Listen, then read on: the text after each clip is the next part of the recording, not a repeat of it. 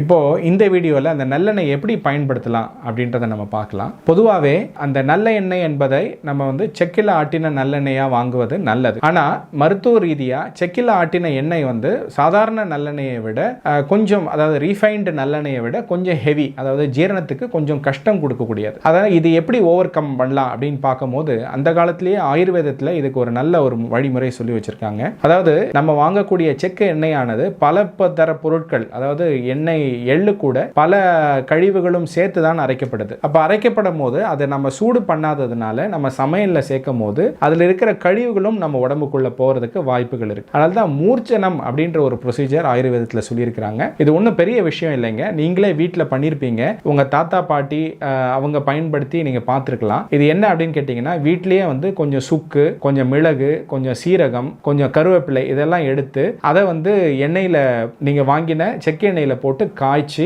அதை நுரை அடங்குற அளவுக்கு அதை காய்ச்சி அதை எடுத்து நீங்க பாட்டில்ல போட்டு வச்சுக்கணும். அந்த சுக்கு, மிளகு, சீரகம், கருவேப்பிலை எல்லாம் அதுலயே கீழே தங்கிடணும். நீங்க மேல இருக்கிற எண்ணெயை அப்பப்ப எடுத்து ஸ்பூன்ல எடுத்து பயன்படுத்தணும். இதுதான் பெஸ்ட் ப்ரொசீஜர். இந்த மாதிரியான எண்ணெயை பயன்படுத்தினா அந்த செக்கு எண்ணெயில வாங்கக்கூடிய ஒரு பிரச்சனை இருக்கு, அந்த பிரச்சனையும் நம்ம ஓவர் கம் பண்ணலாம். ஸோ நல்லெண்ணெயை பொதுவாக உணவுக்கு இப்படி பயன்படுத்துங்க.